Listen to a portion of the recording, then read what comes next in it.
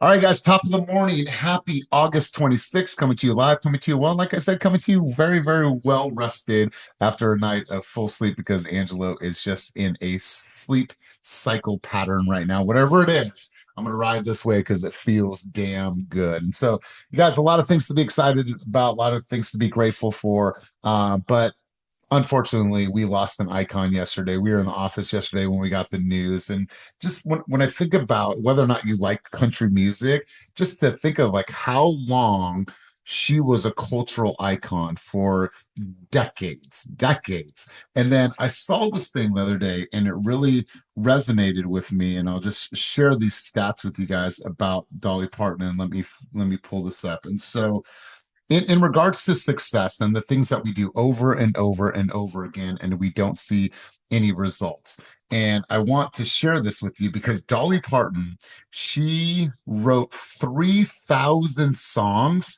and she had 110 hits. That is a 3% success rate. A 3% success rate. And so she did it for years and wrote and just was so passionate about what she did and the music and touching people, but a lot of her music was just for her and it didn't land. And so, when I think about what we do, right, you might make 20 calls and two people say yes. You might make 50 calls and four people say yes. That's a win, you guys. You might shoot a bunch of content and drop a bunch of content, and then something starts to pick up. And so, you guys got to know that this is a numbers game. We have to play the numbers, play the odds. And I looked at that. I was like, what a cool story, right? And her spirit and her energy and her philanthropy and being at the Grand Ole Opry at 13 years old and singing music that we all know to this day. I just thought it was a really, really beautiful reminder of how many songs she put out in the universe and how many people she touched. But a lot of the music didn't even reach the masses, but she continued on. She continued speaking her cause and walking in her purpose. And I thought it was just a beautiful message. And so, rest in peace to a cultural icon. And it was a sad day for music and a sad day for her family. And so, I just want to share that thought and that insight and that energy and emotion with you guys. So, per usual, I always have somebody bring us out of the field, set the tone, set the tempo, and share their energy and their light with the room. And I am going to turn it over to Blessing because Blessing sent me a really cool video this morning. Her boy, young man, should I say, doing pull-ups. Boy's got lats like he's about to fly, and he's getting ripped. Right when I saw him here in person, like he's getting ripped. And so, Blessing, I want to turn it over to you, my friend. Go ahead and kick us off and bring us out on the field on this Wednesday I morning. had to look around just to make sure that he's still asleep because he's cuddled up in my bed this morning, which is for every mom. You guys know, like to get your teenager to cuddle with, it never happens. Um, but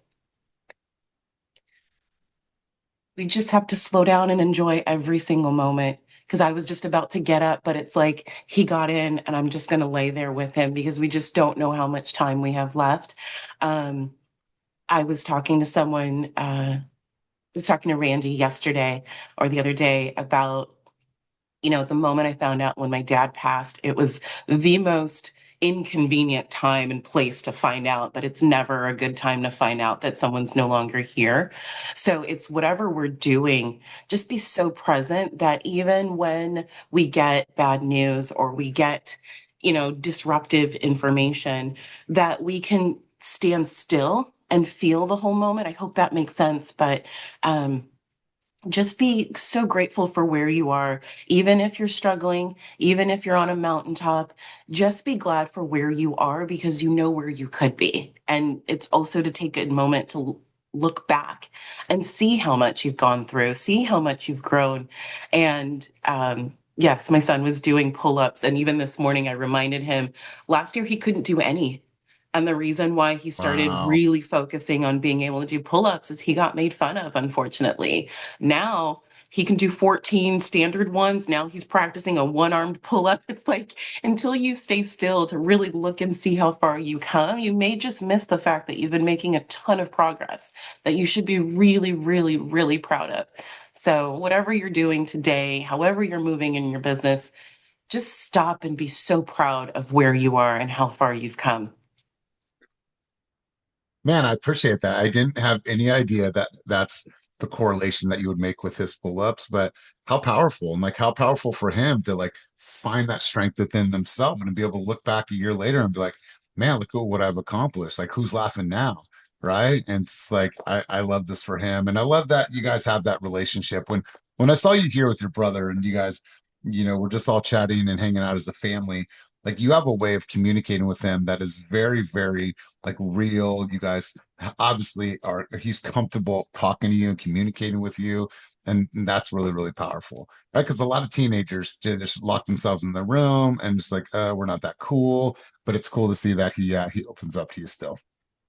To be completely transparent, he still does. We Okay. still, All right. hey kid, he still goes into his room. He still hangs out there. But I think the best part of it is knowing um, we don't have a manual for this life. Like, and we have our foundation, we have our values, but each and every one of us, like, we're figuring it out in the moment. And if we don't put on the pretenses, like, I've got it all together, I'm doing everything the right way. I tell this kid every day, I'm figuring out how to be your mom right now because we've never done this before.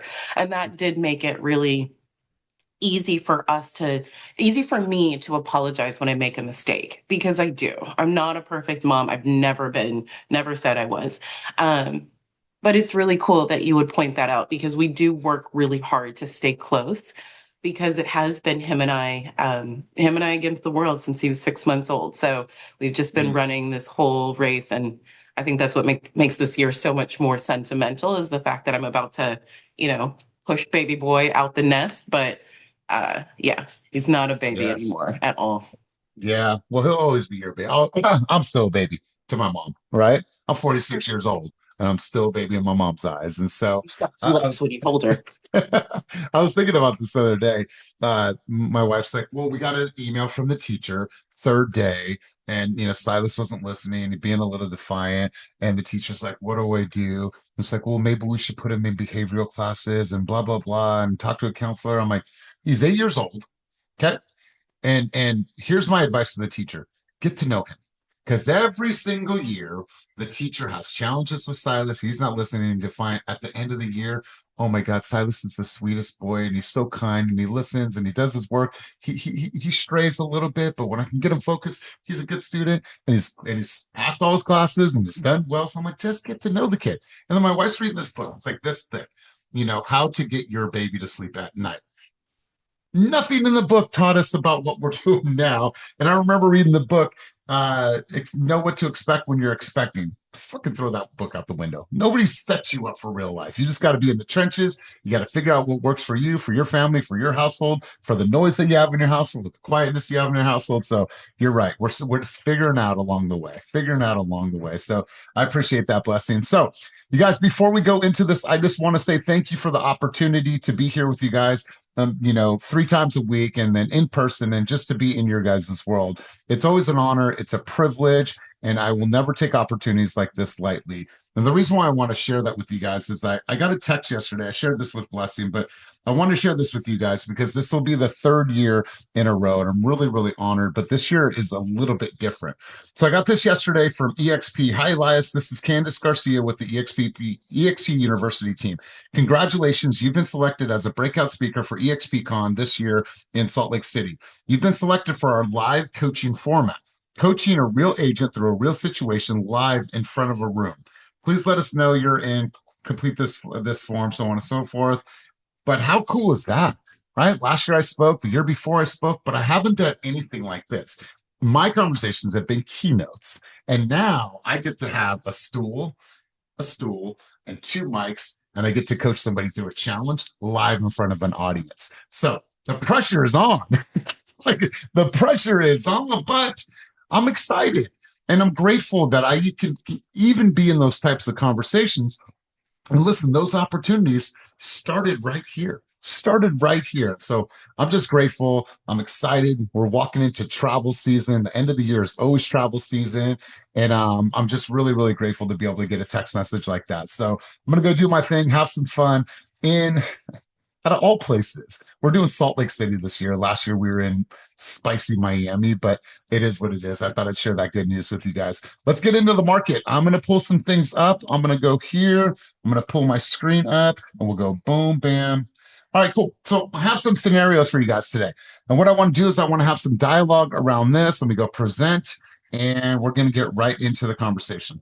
So what I did is I did some research and I pulled some pieces of articles out, and I wanted to hear basically in the realm of this conversation how you would formulate your response to a consumer if they were to give you this objection or say that they saw this article. Because as we know, people are going to come across articles, they're going to make their own interpretations, and it's our responsibility to share with them the reality of what's actually happening in the market, locally as well as nationally. And so what I want to do is I wanted to put some of you guys on the hot seat. Now, the hot seat is designed just to push you to make sure that your dialogue is strong. And if you're going to fumble over your words here.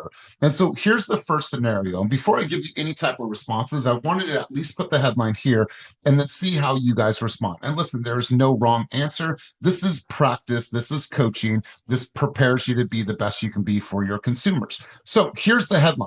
The headline reads, home sale prices, excuse me, home sales dropped to lowest level in nearly 2 years. Now, this is a Redfin article. I'm also going to drop all the articles that are referenced in this presentation today.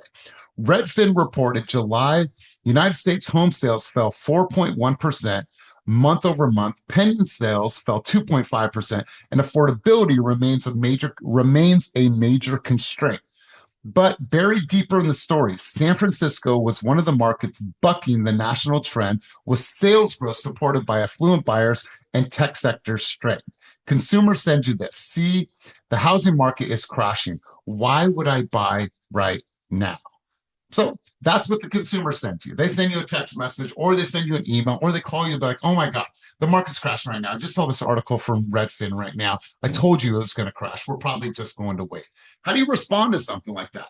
Knowing that they saw this article, knowing that they might only be taking what they interpret out of that article, they're seeing negative versus what you see is you see the positive because you know how to interpret the information and they're trying to decipher, right? You are that calm, poised line in the storm amongst all the chaos that is happening in the news and in the media and what they see online and on social media.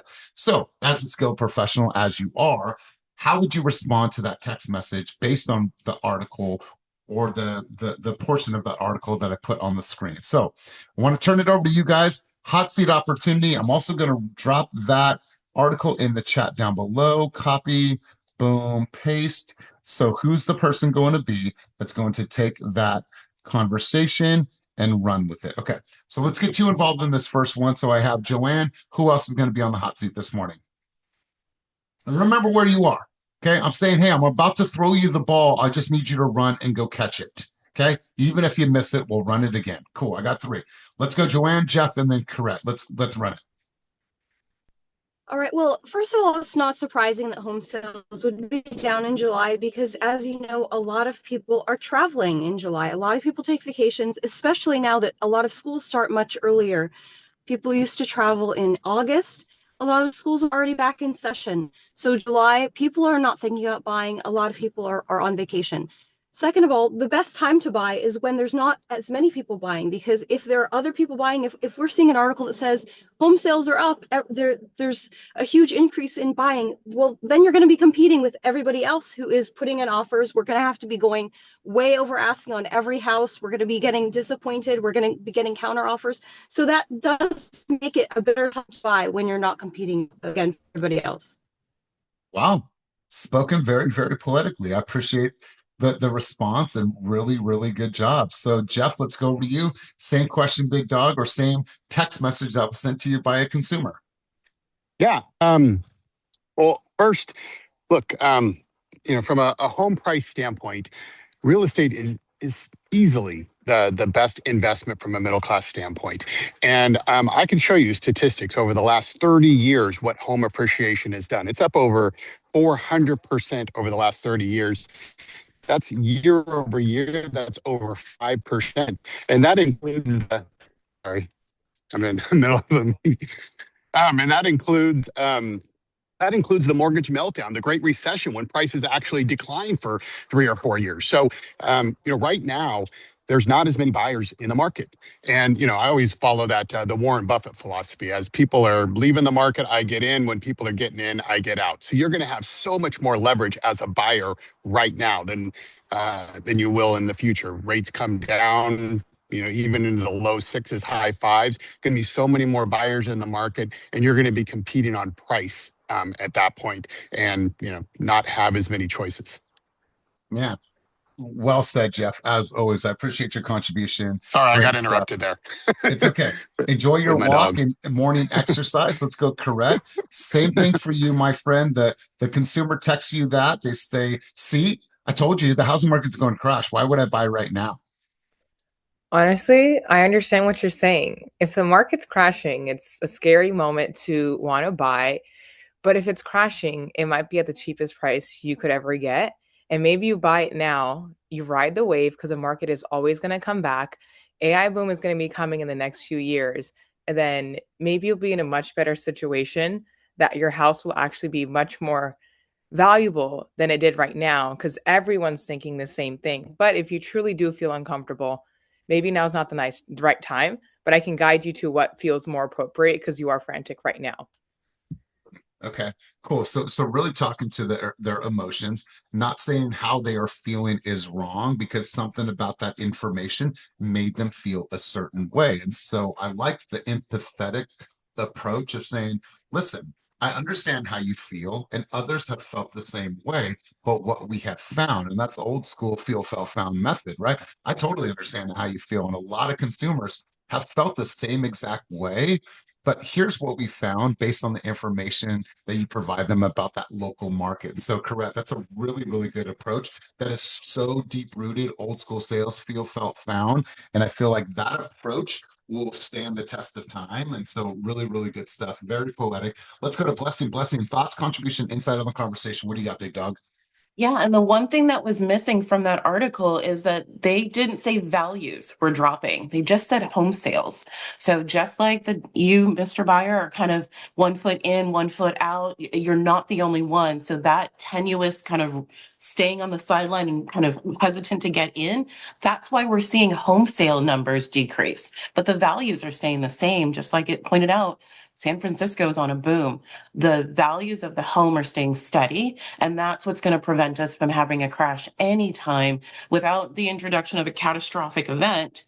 We're seeing steady home values, and that's what real estate does. So whether you decide to get in now or wait, those values are going to continue to stay steady and increase over time. It's just a matter of when you want to come in and get your piece of the pie. Beautiful, beautiful.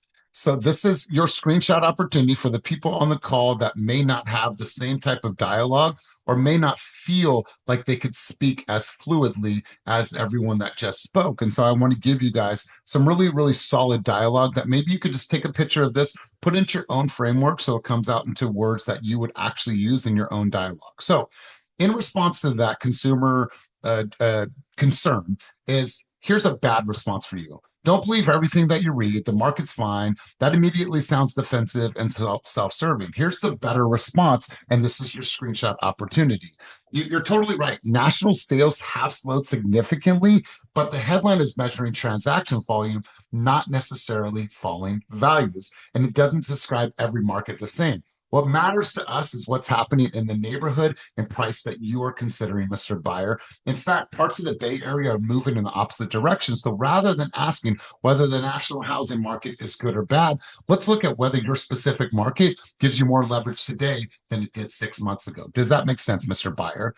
You see, what we need to do is we need to frame it in a way that the consumer understands versus the fear that they are getting fed. And so this is a really good opportunity for us to continuously practice and continuously refine what we say to our consumers. So a little bit more on this. Here's the truth. Lower sales doesn't always mean a market crash, and we understand that. It can mean fewer buyers, affordability pressure, less competition, longer negotiation windows, sellers becoming more flexible. For the right buyer, slower demand can actually create the opportunity. So here's the question to you guys. Can you distinguish, just like Blessing did, between transaction volume price direction, and negotiating leverage. You see, we have to look at the market and say, how does this give you an advantage as a consumer? Whether it's a bull market, seller's market, buyer's market, up market, down market, what we have to find is we have to find the opportunity for our consumers in every single market that we're going to face. And listen, if you've been in the game for some time, right, I remember just going back to 2020, we've experienced several different markets. COVID, we went to interest rates being at a record low, interest rates being at a record high. We went to war, tariffs, price of goods, price of lumber, price of consumer goods, all these things. And so we've seen this. But what's happened is that no matter what, we have grown. For us as a company, August is going to represent the best month that we have ever had in the history of our company. The best month that we've ever had. We put up 33 new escrows last week alone, which equated to almost $23 million of new production in 1 week. Tell me that the market is slow. Tell me. What you're telling me is that you don't have an agent that knows how to negotiate, knows how to really interpret the reality of the market. That distinction alone will separate an advisor from someone repeating Instagram headlines or something that somebody told them. Make sense, you guys? Give me a yes, give me a hell yes, give me a reaction on the screen. Thank you. All right, here's the next headline. And whoever wants to take it, feel free to throw your hand up. Headline, mortgage rates hit their lowest level in over a year. Rates reached roughly 6.69% in early August, before easing slightly to approximately 6.65 by August 20th. Consumers send you rates are almost 7%. I'm waiting until they come back down. Huh. Gotta love this. Gotta love this so much. And Jeff, you cannot answer this one because I saw the grin on your face when this hit the screen. And so I need 3 people to get involved in the conversation. That's what the consumer sends you. Rates are almost 7%. I'm waiting till they come back down. Don't be shy. Don't be shy. All right. So use the reaction button down below and raise your hand. That way I don't miss it because I might miss this. I'll go to Philip, then we'll go to H-Bomb, then we'll go to Brandon. All right, Philip, you are up, big dog. You ready? Yeah, ready. Cool. This is similar to the previous question about when rates go up, there's usually going to be a lot more competition. So this is actually the time. And then if you want 6 months down the line, you can refinance and get a better rate. But try to get it now when other people are backing out. And this will be a good time for everyone, and then refinance down the line. Yeah. Okay. Good stuff. Good stuff. H-Bomb, what do you have, my friend? Well, he kind of also said, but that was the thing is, the interest rates affect the market, and everybody has the same thought as you. They want to sit on their hands until interest rates go down. And what do you think happens when interest rates go down? Everybody runs out there, tries to get a house. You have more competition. You have a good lender. You have a good agent. There's always ways around an interest rate. We can always, offer a little bit more, do a buy down, get that interest rate down, buy the house now, refinance. If you're waiting for the perfect time to buy, it's like waiting for the perfect time to have a baby. There's no perfect time. If you're ready and you have the money, the time is right, then make a move and we'll adjust accordingly. We can always buy, like I said, we can always buy the rate down. You can always refinance later on because there's no guarantee that interest rates will go down. They could quite possibly go up. So trying to predict the market, predict interest rates, that's a very hard thing to do because there's so many different things that influence the market, that influence interest rates. So if you're ready and you have the money, let's get out there. Let's see what you like and we'll make it work. We'll get you in and we'll get you a payment that you can afford. Because realistically, it all comes down to what can you afford monthly? And if we can achieve that, if we can get you the house that you want with the monthly payment, then why wait? Yeah, really good stuff. It puts so much perspective into the conversation. And once again, you guys, I don't expect everyone to understand everything around economics. We should have a 101 understanding of economics to speak poetically about it. But I want for everyone on this call and everyone that will see this in the future, just be educated enough to have an opinion. That's it.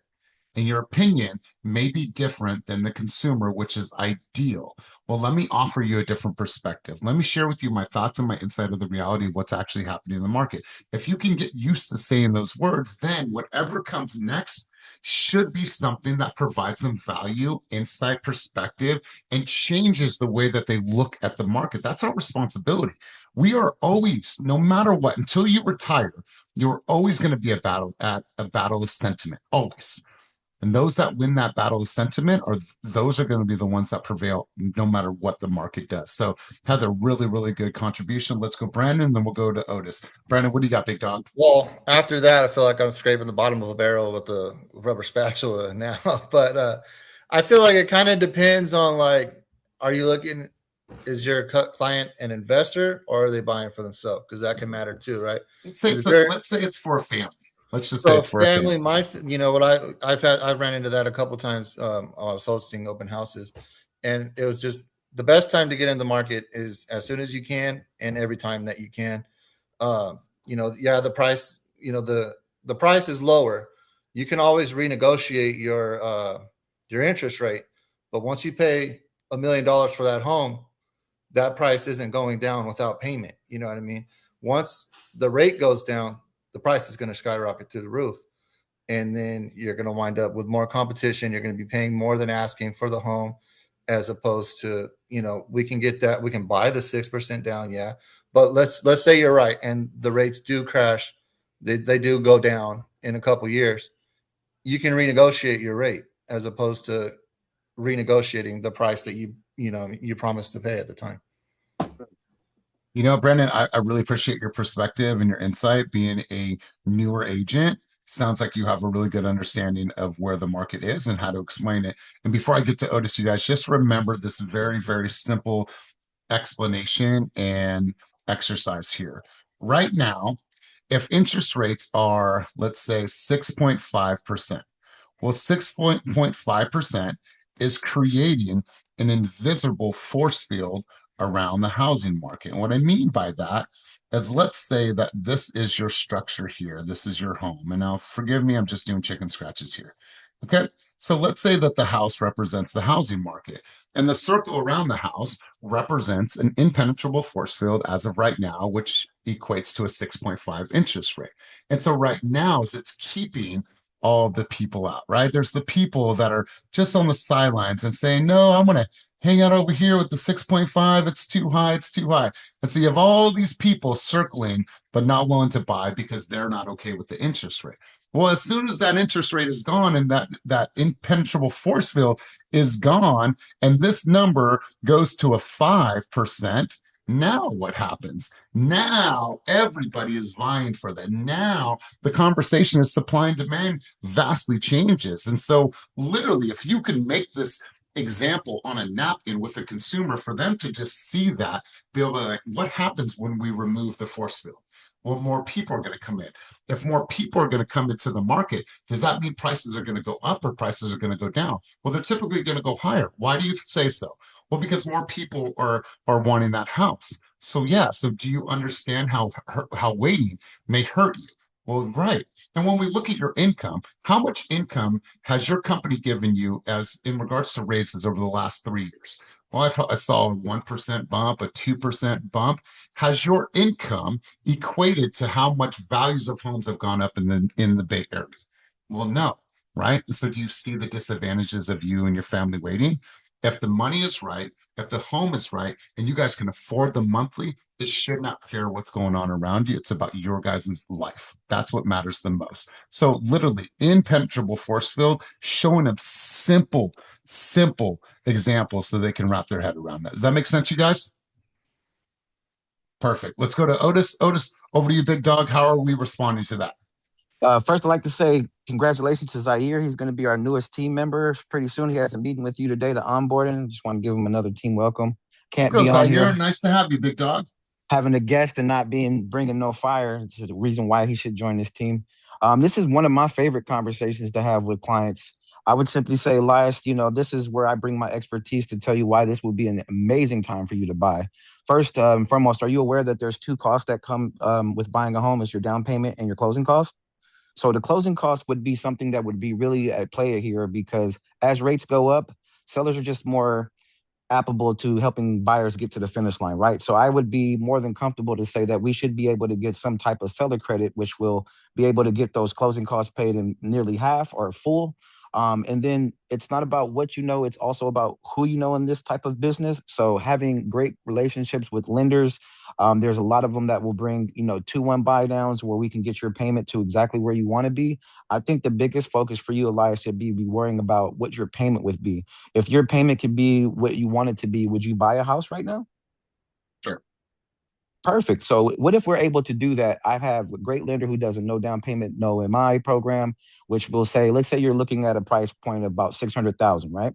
If we're able to bring just the 6,000 to the table, and let's say all in cost would be roughly anywhere between 20 and 30,000 all in for that home, right? What if we're able to bring 6,000 to the table only, and take that money that you were ready to spend and buy your rate down even further, even maybe past what you were comfortable at? So I wouldn't really focus too much where rates are at. I would focus on the home that you want, because there is going to be less competition. There is going to be a seller that's probably going to be sitting on the market a little bit longer than they wanted to, and we can take that to our advantage. So I would say, let me and you focus on what that monthly payment is, whether it's 3,900, 4,200, in that range, because at the end of the day, I would say that I could safely in this market get you to where you want to be if you're ready to take that leap into home ownership. Beautiful, beautiful. Said like a true G, and super, super poetic. And so you guys, this is the type of flow that I want for everybody on this call, the new, the experienced, and the veterans on the call. You see, why we come to coaching is very, very simple. We train the conscious brain until the subconscious brain takes over. So the things that you hear naturally in conversations are how people respond to the market, or how they have communication with consumers or with you interpersonally. Those are things that they've learned over time. And so they train their conscious mind in order for the subconscious mind to eventually take over. That's why it's important to have these style of conversations. I don't expect for you to sound scripted. What I expect for you to do is to internalize that. Once you've internalized that, that means that your subconscious brain has taken over, and it's just a part of your dialogue. It's the way that you flow, it's the way that you communicate. Well, if you don't practice these things, then you're going to get caught off guard. And that's the signal. If we go back to the book cues, that's the signal that you're putting off to a consumer. You're putting off a signal that as soon as they started to press you about the nuances of the market, they saw something in you change. You got a little clammed up, you got a little quiet, your voice started to stutter, you started to speed up and use a lot of so and ums and then but and then you started to trip up. They see that. That's the signal you're putting off. The signal that you put off to a consumer is that you lack confidence and you lack competence in explaining the market. This is why we do exercises like this. So you guys are continuously getting into your subconscious mind. So this just becomes second nature to you. Second nature is when this conversation just flows. So go into this and really good stuff. Otis, let's go over to this. I'm going to go back to the screen here. So I want you to ask the consumer. So obviously they've pushed back, and then I want you to ask the consumer, what rate are they actually waiting for? Are they waiting for a 6.25, a 5.99, a 5.5? Like, what interest rate are they actually waiting for? And I'll wait until this comes up on the screen. It should be coming up in just a moment. And then what happens? I want you guys to think about this. Think about this realistically, outside of just this conversation. Just think about it very simply. What happens if prices raise 5% before we get there? All right, let's say that they wanted to wait 6 months, but those houses that sold for over asking, or there was a specific neighborhood where somebody wanted to live, and somebody said, you know what? I'm going to buy that based on emotional value. You see, we've heard me talk about this before. You have actual value, which is appraised value, and then you have perceived value, what somebody is willing to pay for the property. Let's change the word perceived. And I think that it's better to say that that's emotional value. The emotional value is what somebody would pay to live on that street, to live on that cul-de-sac, to have their kids go in a 10 rated school, and they love that area. So they're willing to go over.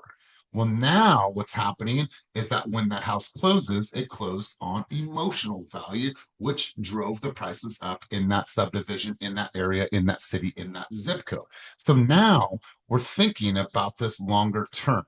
Well, what happens if prices raise 5% before we get there? Now you're having an intelligent financial conversation rather than saying, date the rate, marry the house, and please, with all due respect, retire that vocabulary from your vocabulary immediately. But I hope that this gives us all some context in how we're going to have these conversations. Now, last one, and I'll drop the art. I already dropped the other two articles, and then I'll drop this article in the chat in just a moment as well. Here's the headline.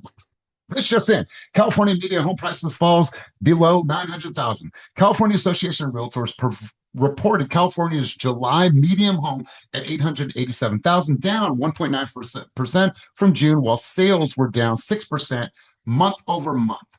But here's the wrinkle. Here's the wrinkle, my friends.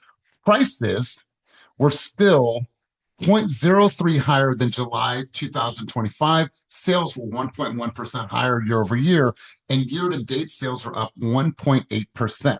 This is perfect for your excuse, or excuse me, your exercise. Seller texts you this: prices are falling. Did we miss the market? Okay, this is now a seller conversation. The prices are falling. Did we miss our opportunity to sell at the height of the market because of what they are reading in the headlines? Because the headline is what grabs you in, and sometimes they don't look further into it. They see the headlines and then they see another headline. Must be a pattern, must be something going on. I think we missed the opportunity to sell at the height of the market. So you are representing the buyer, you are the listing agent.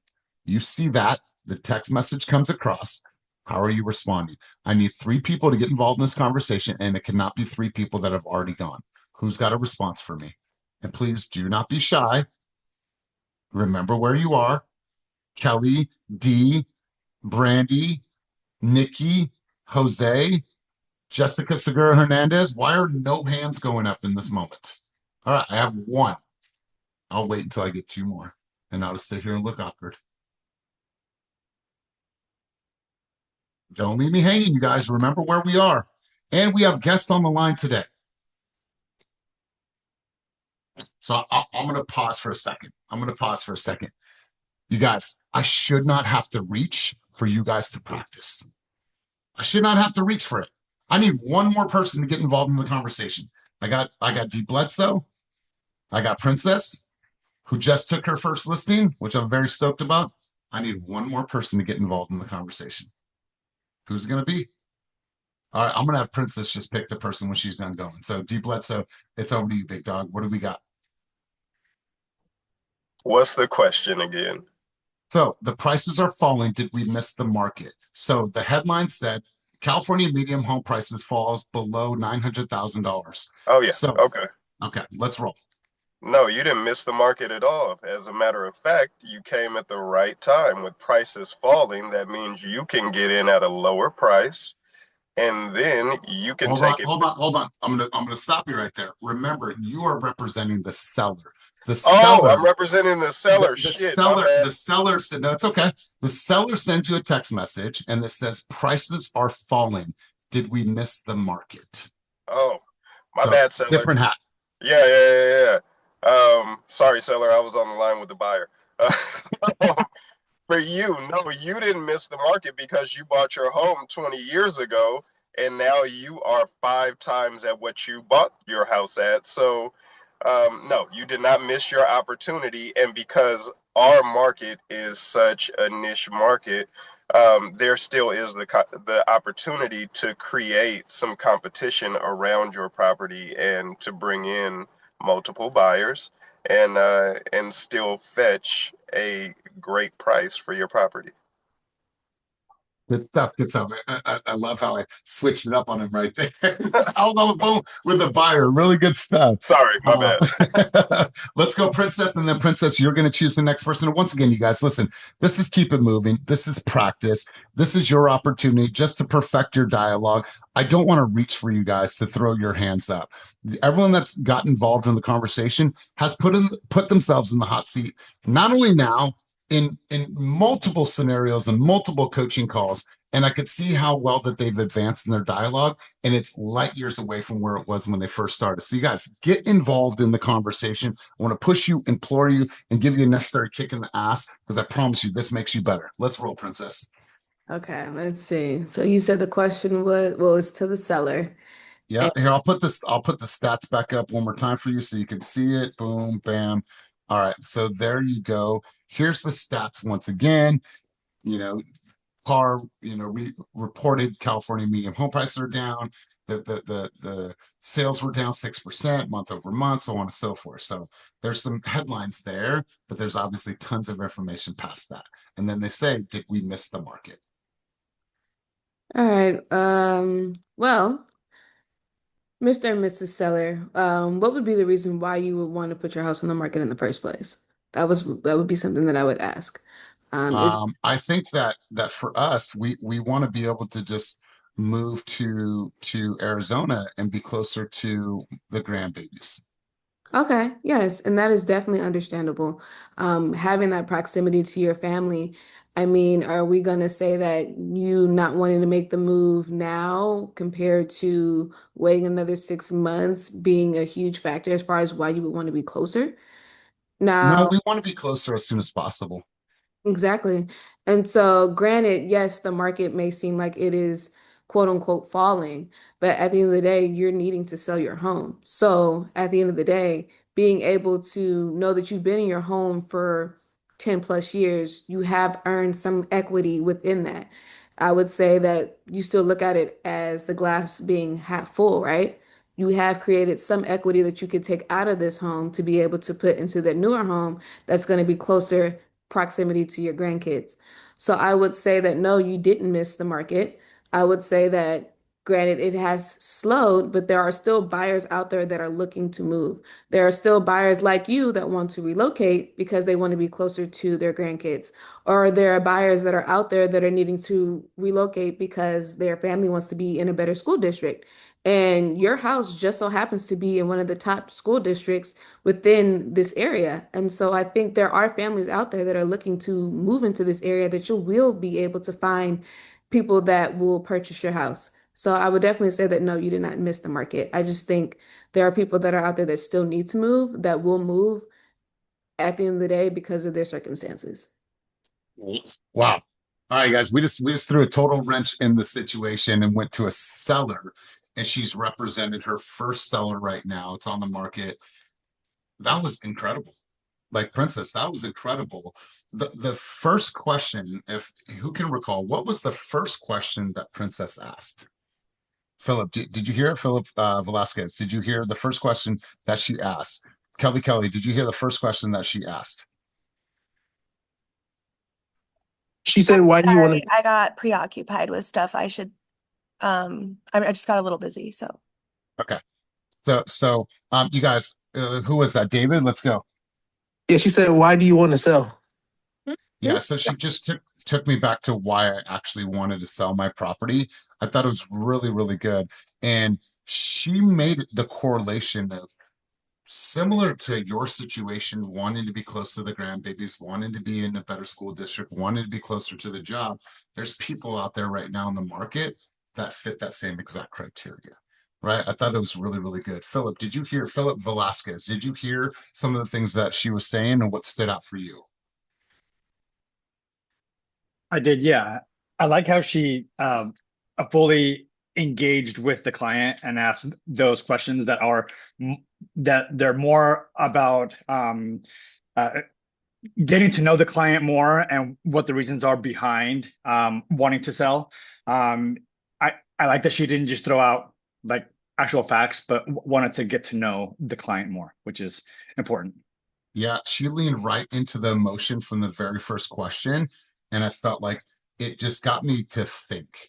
And you guys, I just want to pause for a quick second. I want to really go back to this book, and if you don't have this book yet, what are you waiting for? Make sure to purchase this book or download it, and so you can listen to it while you guys are driving. once again, we're all putting off some type of signal. There are people on this call right now that can be a referral partner for you, that might have a listing opportunity for you, that might have a buyer opportunity, that might have a partnership opportunity for you. But if the signal that you're putting off while you're here is that you're not on camera, you're not engaged in the conversation, you don't throw your hand up, you don't speak up in the conversation when asked to, why is somebody going to want to partner with you? So I want to encourage you guys, when you schedule the time to be here, your time is valuable and I will never discount. It is 1 hour, 3 times a week that I'm asking for, that you guys are present, you're here in this moment, and that you guys are putting off a signal that I'm ready to learn. Put me in, coach. I'm ready, right? When I ask who's going to get on the hot seat, there shouldn't just be Otis and Princess and Heather and Blessing and Brandon. Like there should be everyone on the screen. And I'm just trying to pick which one, right? It should never be a chance or an opportunity for me to pull it out of you guys. We're here to grow together. This is keep it moving towards our dreams, goals, and vision. And I want to make sure that we're all putting off that signal. You came here and you dialed in at 8:30 a.m. on a Wednesday morning because of 2 reasons: hope for gain or a fear of loss. I don't want to miss out on something, but more importantly, I think you guys are here for the hope for gain. You guys came here because you feel that this session could provide you something, that you could gain something from the session. Well, you got to give it exactly what it deserves. You got to give it attention. You got to have a signal that says, I am ready, willing to be here to learn, to listen, also to participate and to throw my hand up. This is coaching. This is spring training. This is developing your skills so you are a better realtor and better in life in general. And my promise to you is always to be consistent, to always to be here, to be present, to be center stage for you guys, to make sure I deliver the best. But I ask that in return for you guys. I ask that in return from you guys. So be here, be present. That's what I ask for you guys. Princess, I'm going to have you turn the mic over to one last person, then we're going to wrap session. Mr. Roberto, I'm going to turn it over. All right. Roberto, let's go, big dog. Let's go. The seller hits you with a little bit of pushback, and they say, you know what, prices are falling. I saw that headline. Did we miss the market? And should we just take this house off the market and wait until there's bigger demand? Yeah, no, I really like Prince's approach of asking the reason why, right? You get to the core reason of why they're selling, and that'll always lead you to the next conversation into how you can guide them. So, it is, why are you selling? What are the main reasons? The prices in the local market and whether or not they're falling, whether or not they're staying where they're at. It's about our approach and our strategy to getting your property listed today so that we can get you the highest value that is available today. Property value might go up next year. It might go down next year. We don't have a crystal ball, but we need to know what the best approach is to get you to where you want to be tomorrow by executing today. Yeah, really good stuff, Roberto. I appreciate your contribution.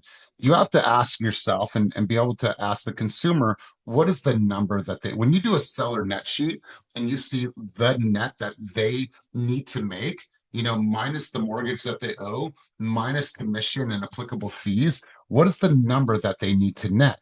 Well, if the number that they need to net aligns with the market and the movement of the market and the demand of the market, and you feel through your negotiation, through your marketing, and through your presence, you'll be able to get them that number, then cool. Then you're going to speak intelligently about that. I know that I can get the number. Now, they might see inflated numbers. They might see 10%, 20%, 15% over asking.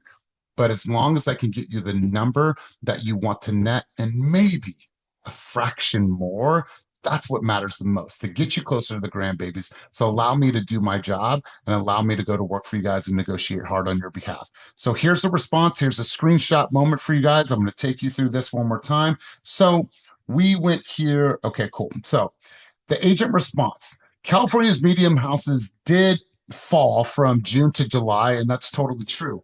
But 1 month doesn't tell us what your home did.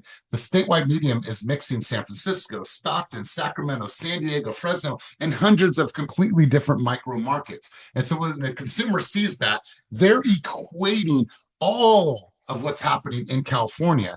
And it's not just worth California. What needs to be articulated is it's worth what qualified buyers are currently willing to pay for homes like yours in this neighborhood, in this price range. So let me show you the last 30 to 60 days around your property so you know exactly the type of movement.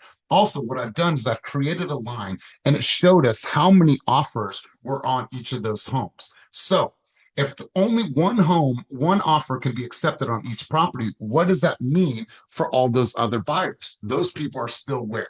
They're in the market. So they're still looking for homes. So based on my analysis, I feel that we still have a really, really good opportunity to get you the net that you need to hit and be able to get closer to the grandbabies in Arizona. So you guys, I just want you to be able to speak poetically with your consumers, no matter what they hit you with, right? Because you are always going to get objections. But at the end of the day, it's only a handful. It's only a handful of objections. So you become masterful and poetic about how you handle this. And I promise you guys, you'll book more appointments, you'll keep more consumers, and you'll be able to change their influence with yours, meaning that some type of information has influenced the way that they think. Now that information comes from you and you've influenced them to think and behave differently. That's the power of what we do. That's the power of influence, and that's the power that you guys all have. So let's pause there. Let's go around the room. Let's get a couple key takeaways, thoughts, and contributions. Let's go, Miss Kia. Kia, one key thought, one key takeaway from our time together today, and it was great meeting your daughter Casey yesterday. So give me one key thought, one key takeaway from our time together today. Let's roll. Pay attention, because y'all don't want no smoke. That's what it is. Please. All right. No, but yes, Casey was like, she literally was like, yeah, I wanted to tell him, like, I see him all the time. I hear him yelling at you guys all the time. Just kidding. I threw that in there.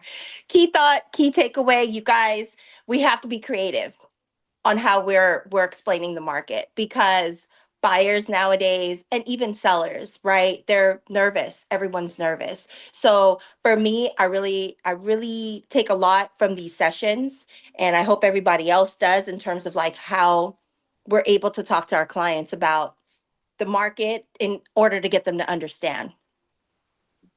Yeah, oh, I appreciate that. Really good meeting your daughter. Let's go over to Zaire. He's one of our guests today. I'm looking forward to meeting you a little bit later. Zaire, do you have one thought, contribution, or takeaway from our time together today?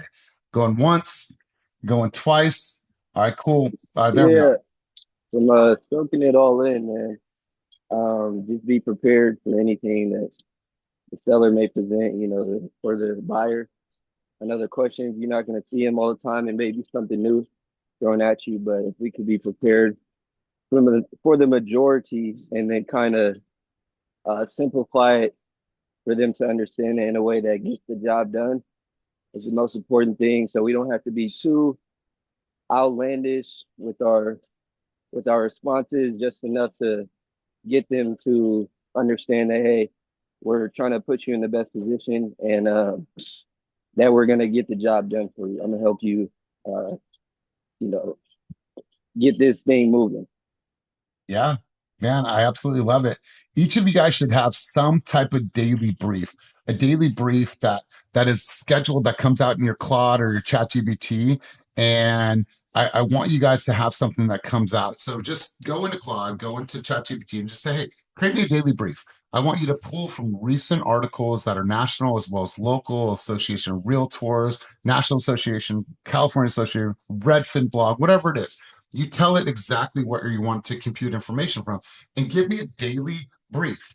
What's happening nationally? What's happening locally? And what are some key talking points that I can have with my consumers? Just read, right? Just be aware and just be conscious, because what we are doing is we are training the conscious brain, so then the subconscious brain takes over eventually. So you guys, good work today. And listen, sometimes I just got to pause. I want to be here for you guys, but I want you also to be here for yourself. Having this on in the background, you guys aren't participating and listening and actually finding the opportunities to grow, you're missing. And the signal that you're putting out is, if Heather has a referral to send you because she just got a lead in Fremont, you know who she's going to send it to? The person that she heard contributed with their camera on.